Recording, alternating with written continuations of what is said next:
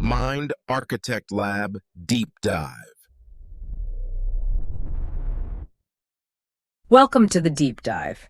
We're here to help you get truly well-informed, and today, wow, we're tackling something deep. It's a behavior many of us probably don't even notice we're doing, or maybe we think it's just, being considerate. I'm talking about that compulsive need to explain everything, to justify every little choice, every feeling, every boundary you try to set. You know the feeling. Yeah. You send off a perfectly clear 2-line email, and then suddenly you're writing a 6-paragraph follow-up explaining the why behind those 2 lines. Right. We're agonizing over how to phrase a simple no. Exactly. So if you feel like you've got this little lawyer inside your head working overtime 24/7, just constantly defending your right to exist, well, this deep dive is definitely for you.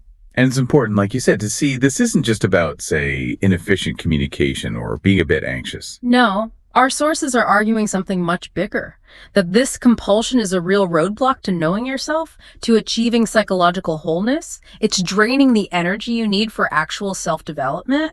That's right. And that distinction is key. We're not here judging social niceties. We're looking at the deep psychological function of this compulsion. Okay. Our analysis today, it leans heavily on analytical psychology, Carl Jung's framework, mostly to trace this habit, to see it not just as a surface thing, but maybe as a symptom of something deeper, like psychic fragmentation. Yeah, psychic fragmentation. That sounds serious. It can be. And our goal today really is to move past the usual advice like, oh, just stop overthinking it. That doesn't really help, does it? Not much, no. We want to show you the internal structure, the architecture of this pattern. And maybe more importantly, demonstrate how consciously deciding to stop doing it, well, that isn't just about talking less. It's more profound. It really is. The sources suggest it's actually the catalyst, the starting point for probably the most vital journey you can take, the journey towards self-realization. Okay, let's dive right into that central idea then. The main thread, running through all the material we looked at, is pretty stark. It says this constant need to explain yourself. It's a symptom of being disconnected from your authentic self. And it's a major barrier, maybe the primary one, to what Jung called individuation. Right, and we really need to ground that term individuation. It's the process of becoming whole, of realizing the unique potential that's already inside you. Becoming who you're meant to be. Exactly. Distinct from all the collective pressures, the family expectations, the societal molds, And if you're constantly turning outwards, looking for validation, justifying your internal state to everyone else, You're blocking that path. you're inherently blocking it. You're looking everywhere but within for a confirmation of your own truth. The sources use some pretty strong language for this act of constant justification. They call it a sophisticated form of submission. Now, when I first read that, I thought, wow, is that too harsh? I mean, isn't it sometimes just trying to be clear, or maybe just anxiety? It feels harsh, I get that.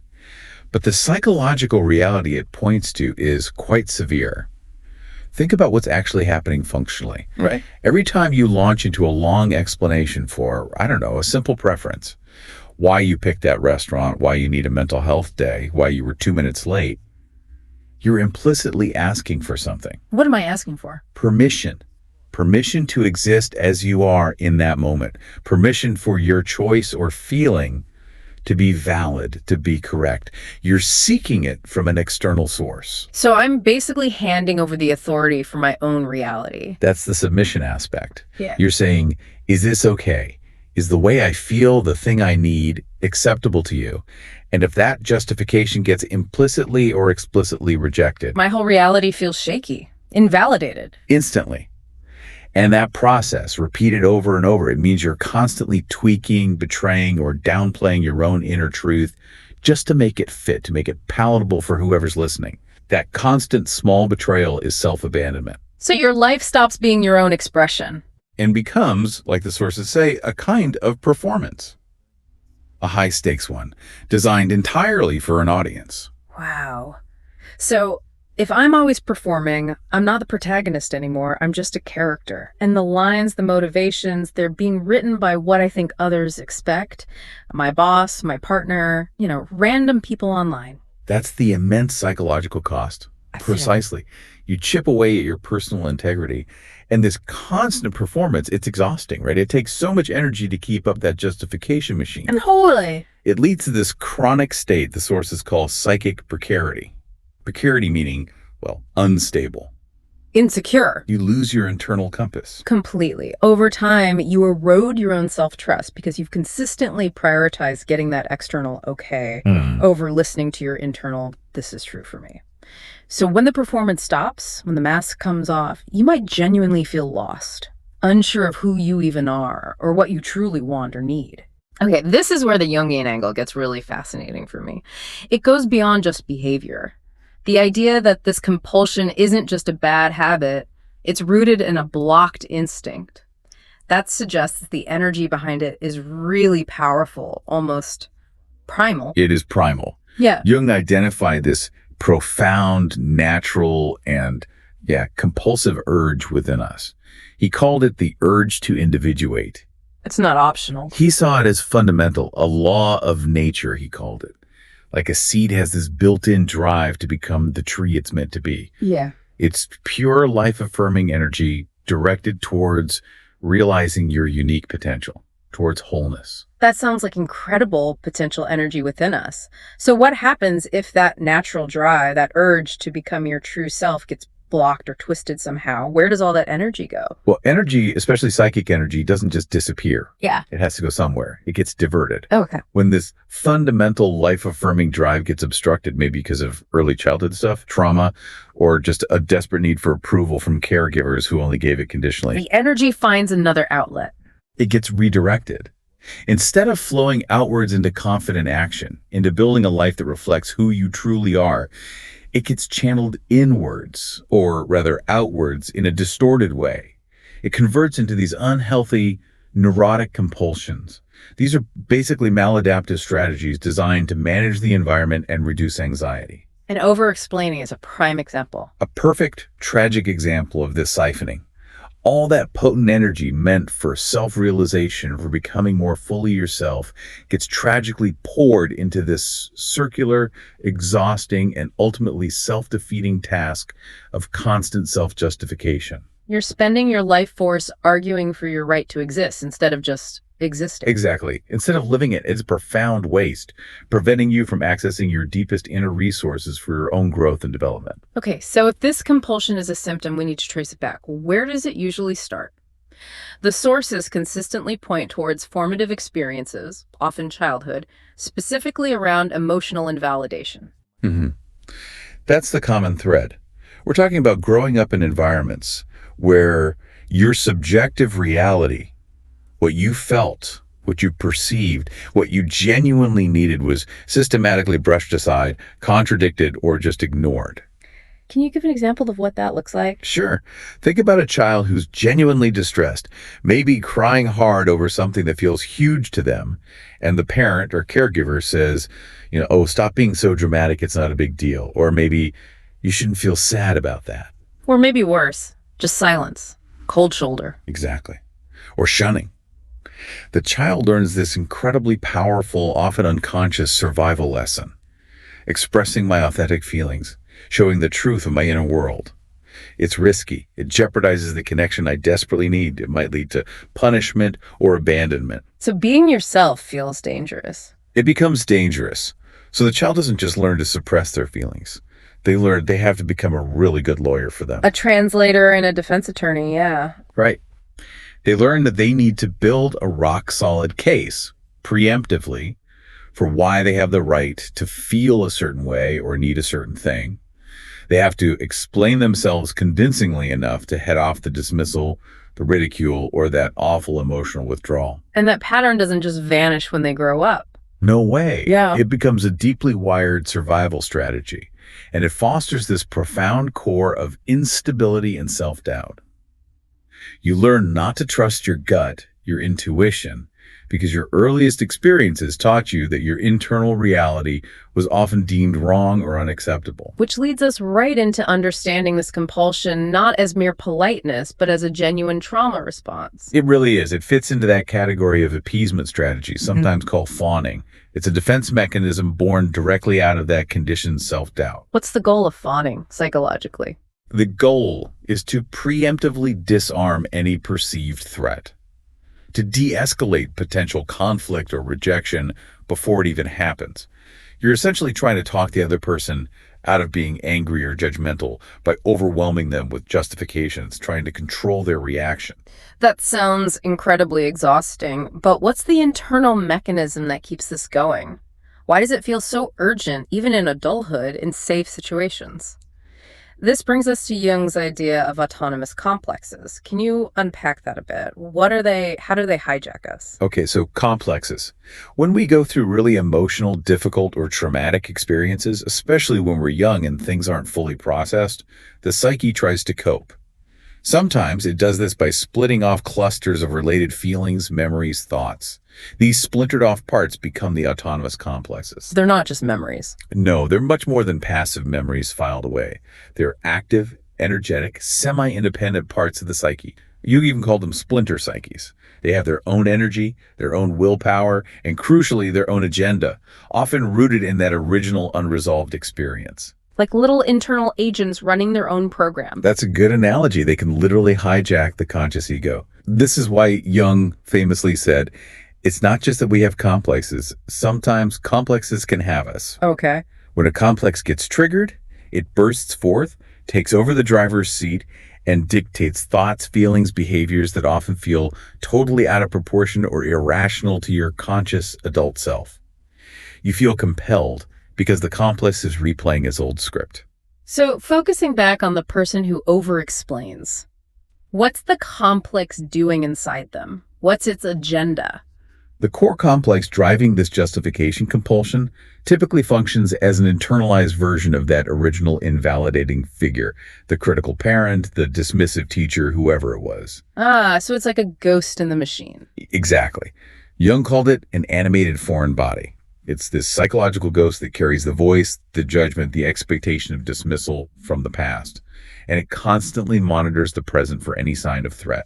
And this must be why the compulsion feels so incredibly urgent, even when objectively the situation is fine, like explaining yourself to a calm colleague. Precisely. Your conscious adult self might know it's safe, but the complex gets activated by something, maybe a neutral question, a certain tone of voice that faintly resembles the original dynamic. And boom, the alarm bells go off internally. The complex activates, and the ego, still running on those old childhood survival programs, immediately snaps into the appeasement ritual.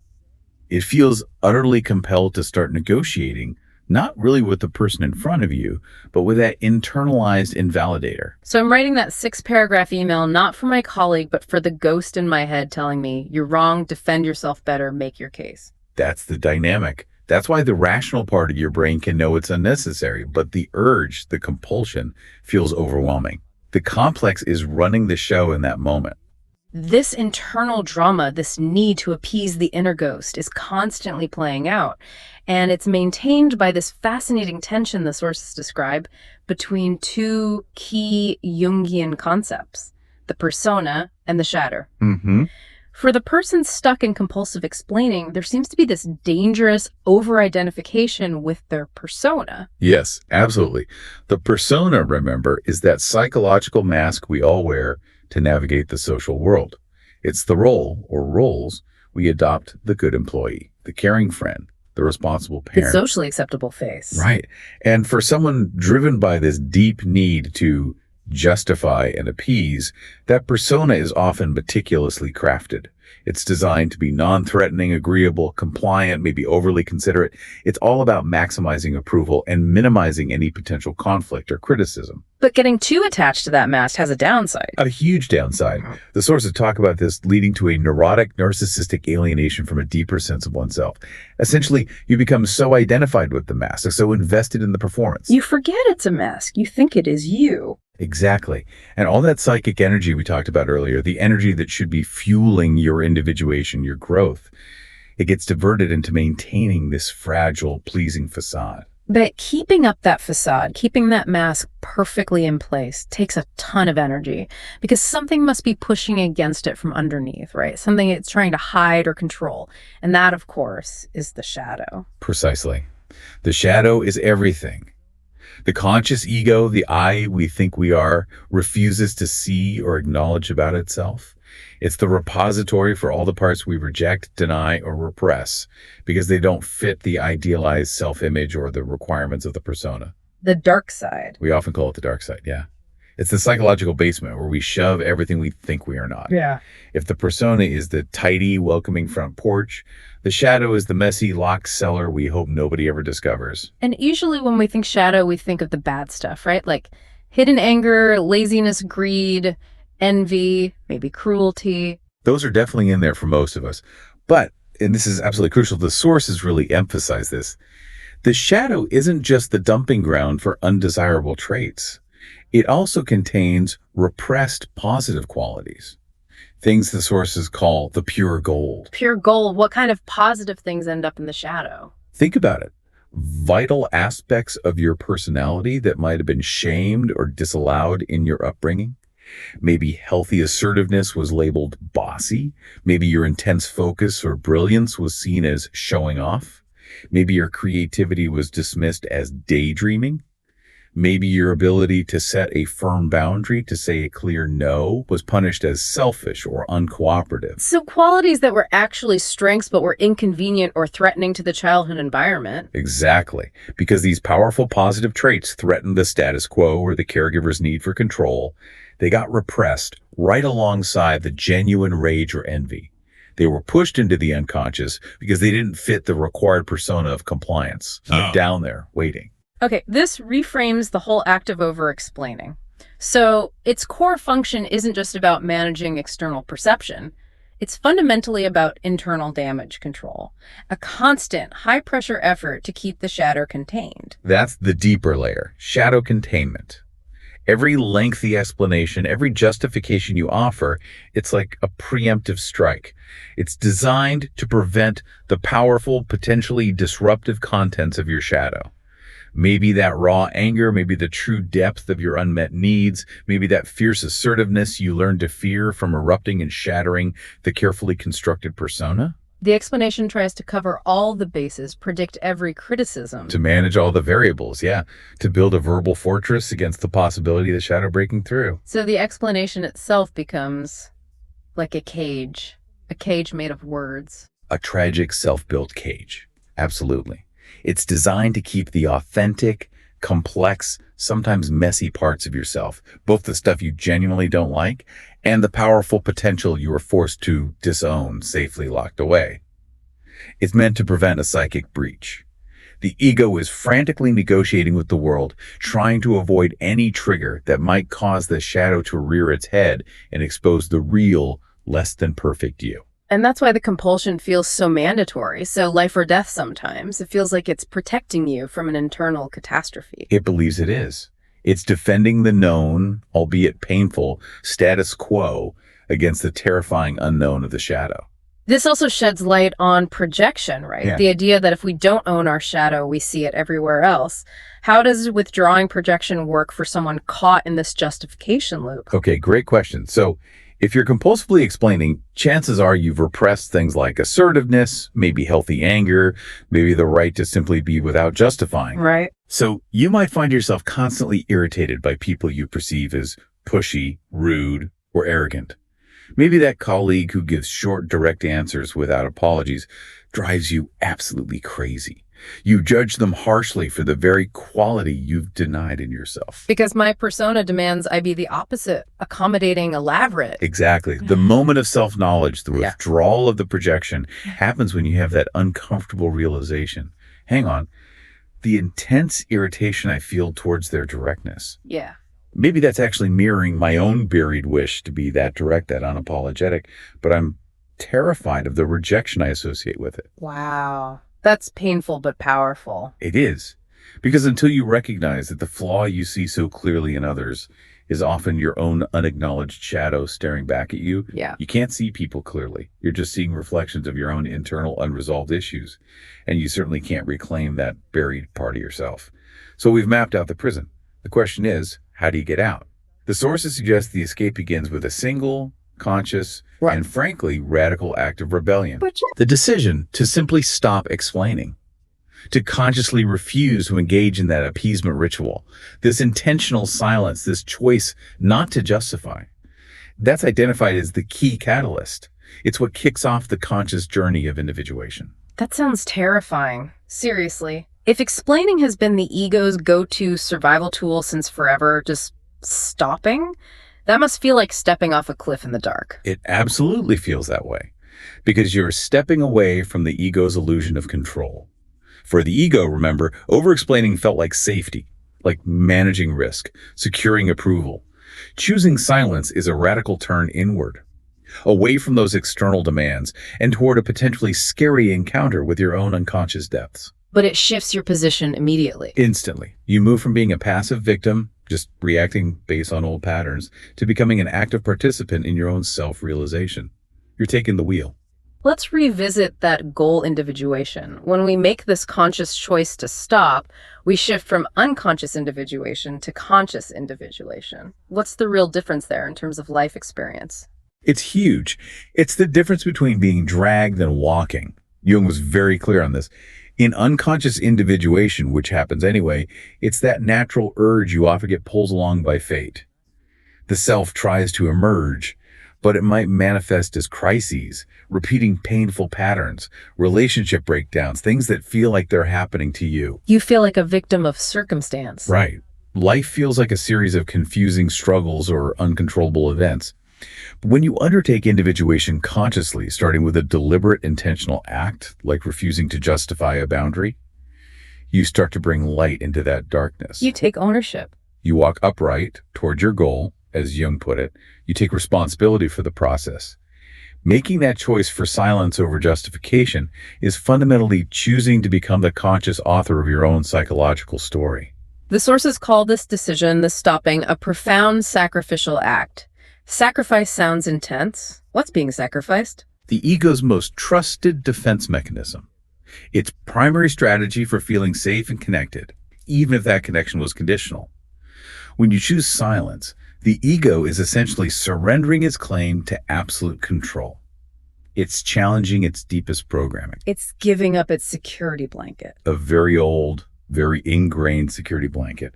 You're consciously choosing to face those core fears, abandonment, judgment, exclusion, that the compulsion was designed to help you avoid. It's the ego's first major sacrifice, in a way, to the self. What does that signal internally? It signals to the whole system. The complexes, the persona, the shadow, that something fundamental is shifting, that a new orientation, one aimed at wholeness, is being sought. The old defense is down, and the act implicitly opens the door to the unconscious in a new way. Okay, so the defense mechanism drops. You hold that boundary, you state your preference, and you just stop talking. What happens next? What fills that space where the explanation used to be? The sources talk about confronting the void. Yes. That silence initially is often deeply disconcerting, as they put it. All that external scaffolding you relied on, the constant negotiation, the seeking of validation, that's just gone. The ego feels naked. Totally exposed. And this void, this sudden emptiness, reveals what was being masked, the absence of inherent internal validation. It's the space previously filled by the noise of justification. And what rushes into that void? The contents of the unconscious.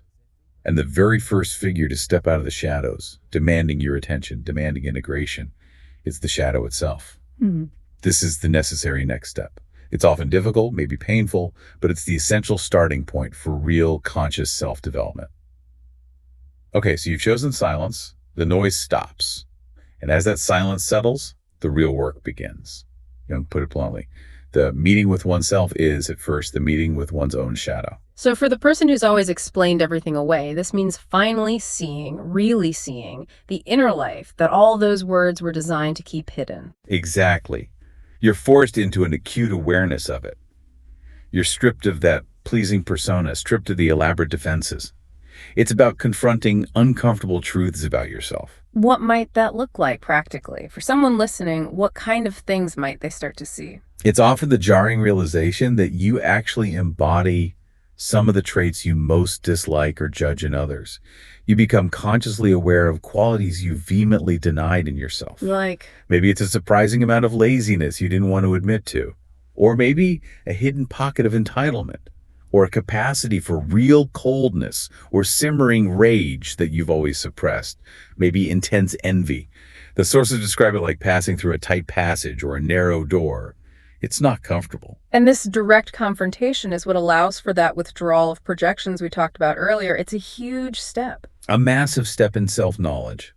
It's that often painful process of recognizing, wow, the things that drive me crazy about other people, the things I criticize relentlessly, maybe those are reflections of my own unacknowledged inner life. Can you give an example related to explaining? Sure.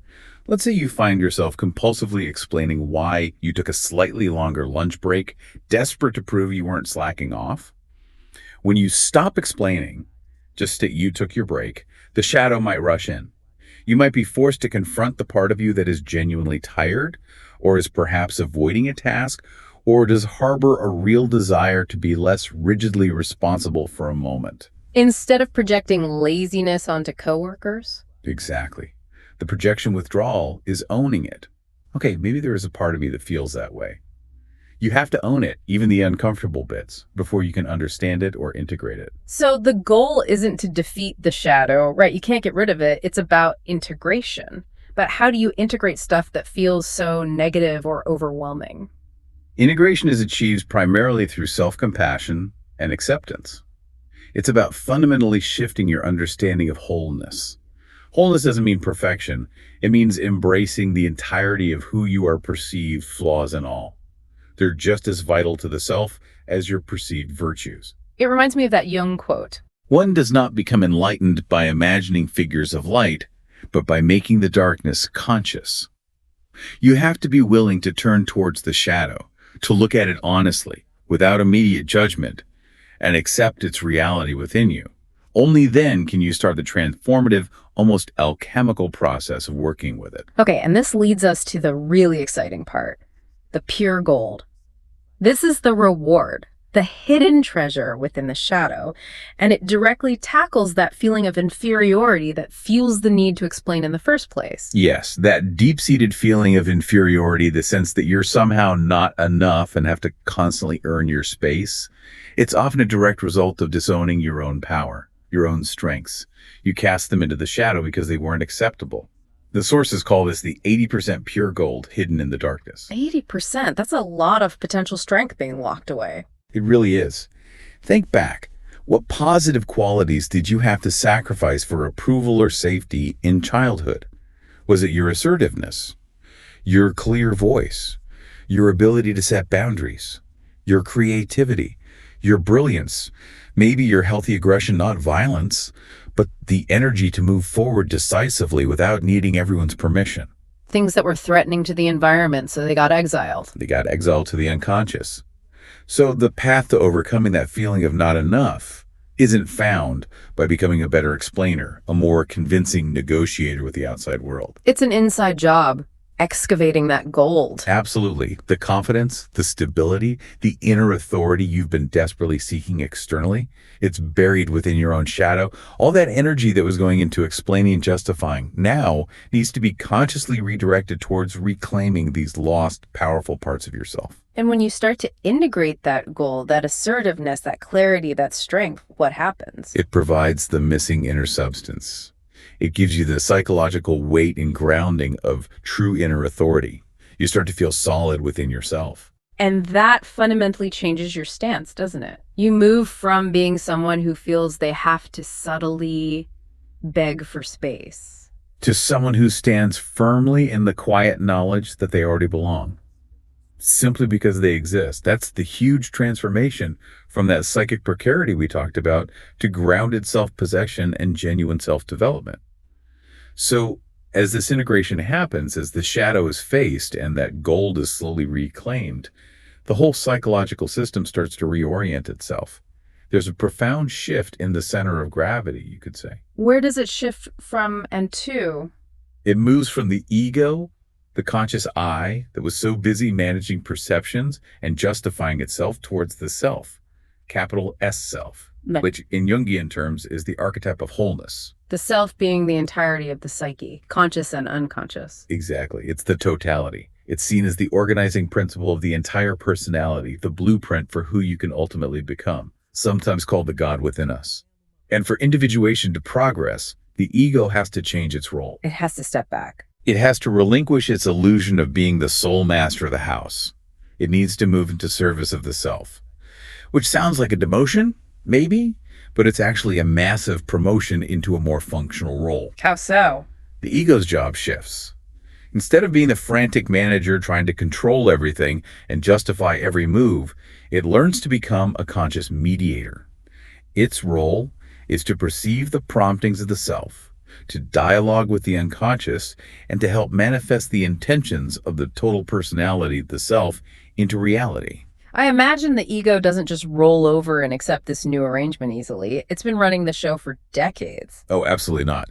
The emergence of the self, which might come through powerful dreams, undeniable gut feelings, strong intuitive hits, synchronicities, the ego often experiences this initially as an unwelcome invader. A threat to its control. Yes. There's often internal resistance, confusion, maybe fear. The ego worries that serving this larger self means losing its autonomy, its conscious direction. But if the process is successful, If the ego learns to relate to the self, the result is the internalization of the locus of authority. This is huge. You genuinely stop looking outside yourself to your partner, your boss, your therapist, your parents, some expert for the ultimate validation or guidance. you start trusting something within. You develop a reliable, deeply trusted relationship with what you might call an inner guru, the inherent wisdom of the self. The sources say this shifts you from being a passive spectator in your own life to becoming an active agent in the creation of reality. How does that happen practically? How does that dialogue between ego and self work? Jung called the mechanism the transcendent function. It's the process where the conscious viewpoint of the ego comes into tension with the unconscious perspective emerging from the self. Think of it like bringing together two opposites. Like the conscious desire to be agreeable versus the unconscious truth of deep resentment. Exactly. Or the conscious belief you should do something versus the gut feeling pulling you strongly elsewhere. The transcendent function is like a bridge or a process of synthesis. Through holding that tension consciously, maybe through active imagination, dream work, or just honest reflection, a new attitude can emerge. Something that transcends both original positions and feels genuinely whole, genuinely aligned with the self. It leads to action that feels right on a deeper level, not just socially acceptable. Now, when we talk about this new internal authority, it's really important to distinguish it from just becoming more rigid or developing a stronger conventional ego, right? The sources stress that the individuated ego is actually less rigid. That is absolutely critical to understand. The state of the compulsive explainer, that's the rigid state. It's a brittle ego, desperately trying to control everything, terrified of chaos. The individuated ego, having integrated parts of the shadow and connected with the self, is actually much more flexible, resilient, and crucially receptive. So the authority isn't about dictating. No. The authority comes from the ability to listen to and trust the guidance emerging from the self, from the unconscious. The self becomes the reliable inner companion, the principle of orientation and meaning. The ego's role shifts from dictator to skilled listener and mediator. How do we cultivate that listening skill? How do we tune into this inner guru day to day? It's about learning to honor the subtle language of the unconscious, paying attention to those signals the compulsive explainer learned to override. Like what? Gut feelings, instincts, physical sensations in your body, that knot in your stomach, that sudden tightness in your chest, or conversely, that feeling of expansion and energy. Dreams are a major channel too. So when you feel that resistance to saying yes to something, instead of immediately explaining why you should say yes, You pause. Yeah. You notice the resistance. You honor that signal, even if you don't fully understand it rationally. You trust that somatic or intuitive no without needing a six-paragraph justification for it. hmm Acting on those subtle signals is the practical, embodied way of serving the self. And the result is this authoritative presence that isn't about being loud or defensive or needing to be right. Exactly. It's a quiet confidence. It stems from being aligned with this deeper organizing intelligence within. You no longer need to constantly justify your reality because your lived reality is becoming a more direct, congruent expression of your integrated inner core. So where does this journey ultimately lead? The destination, catalyzed by that seemingly simple act of stopping the explanation, is a state the sources call psychological integrity. Which Is the end of that exhausting, chronic self-betrayal, the end of constantly overriding your own truth, your own needs, just to gain external approval or avoid conflict. And integrity isn't something static, right? It's described as more dynamic, a unity in diversity. It's a great way to put it. It's a state where your thoughts, your feelings, your will, and your actions become increasingly aligned around a coherent inner center of the self. You become fundamentally more genuine. Your inner experience and your outer expression start to match up. And this congruence, this genuineness, is what naturally gives rise to what we might call authentic presence. Exactly. It's not something you put on or manufacture. It just emanates from that deeper self-awareness and self-trust. The person develops an authority that isn't about ego dominance or defensiveness. It's quiet. It's powerful. It doesn't need to shout because it's rooted in the intrinsic security of the self. How does this internal shift affect relationships? Does becoming more individuated make you pull away from people? Quite the opposite, actually. Jung observed that true individuation tends to lead to more intense and broader collective relationships. Really? How does that work? Because when you've established that firm inner ground, when you know who you are and what you stand for, you gain the ability to set clear boundaries. Boundaries that are non-negotiable because they come from your core, not because you've built a complex legal case for them. So you don't need the explanation anymore. You don't need the explanation. The boundary just is. And paradoxically, this clarity allows for deeper, more authentic connection. You can engage fully with others without the constant fear of losing yourself, of being swallowed up by their needs or expectations. You can be present with them because you are present to yourself. You gather the world to yourself, as one source put it. Your presence becomes stable, reliable, honest. Which is a stark contrast to the shifting, anxious, placating energy of the compulsive explainer trying to manage everyone's reactions. Okay, let's try and summarize this whole arc. We can use some of those key comparison points from the sources to really highlight the shift from the state of self-justification to self-realization. Sounds good. Let's start with the locus of authority. Right. In the old state, the compulsive state, it's clearly external. You're constantly seeking permission, validation, looking outside for the okay. Whereas in the self-realized state, it becomes fundamentally internal. Your guidance comes from that trusted connection to the self, to your own unconscious wisdom. It's non-negotiable. And the psychic state itself, before it's fragmented, you're pulled around by these complexes, you're caught in internal conflict, you're alienated from parts of yourself. And afterwards, it becomes more integrated. There's a dialogue happening between the ego and the self. You experience more congruence, more wholeness, less internal warfare. What about mode of communication? That's central here. Huge difference. The fragmented state relies on compulsive explanation. Words are used defensively, to appease, to control, almost like verbal armor. And in the integrated state, It shifts to authentic expression. Communication becomes more direct, honest, maybe even briefer. And crucially, silence isn't weakness anymore. Silence becomes a position of strength rooted in inner certainty. and maybe the most fundamental shift, the underlying sense of self. In that old persona-driven mode, your sense of self feels conditional and unstable. Your worth feels dependent on how well your performance is received. But in the self-aligned state, Your sense of self becomes inherent and stable. Your identity is grounded in the reality of the self, which exists unconditionally. Your right to be is no longer up for debate. #hairtag outro. So Really, the heart of this deep dive points towards psychological freedom.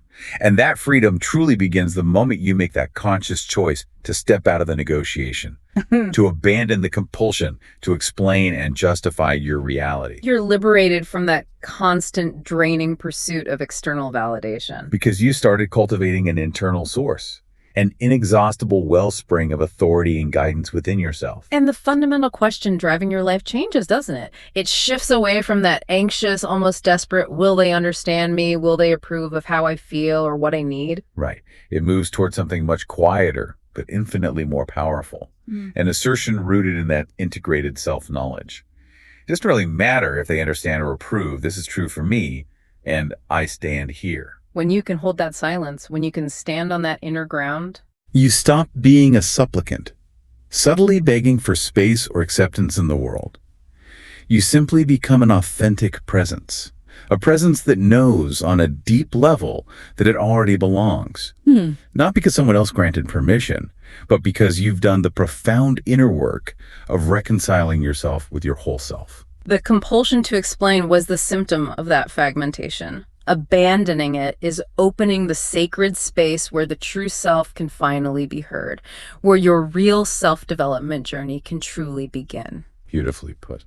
So here's a final thought, something provocative for you to take into your week. If this whole transformative shift starts with that sacrificial act, giving up the ego's trusted defense mechanism of explaining, think about this. What is the smallest, most seemingly insignificant boundary you could hold today? A simple no, maybe. A minor preference stated without apology. A choice made without a follow-up justification. What tiny boundary can you hold in absolute silence just as an experiment? Choose that silence. Be willing to face the flicker of discomfort, that momentary void, and just notice. Notice what rushes in. What parts of your shadow, perhaps, come forward to meet you when the explaining stops. That's the beginning of the work. That's the beginning. We'll catch you next time for the next deep dive.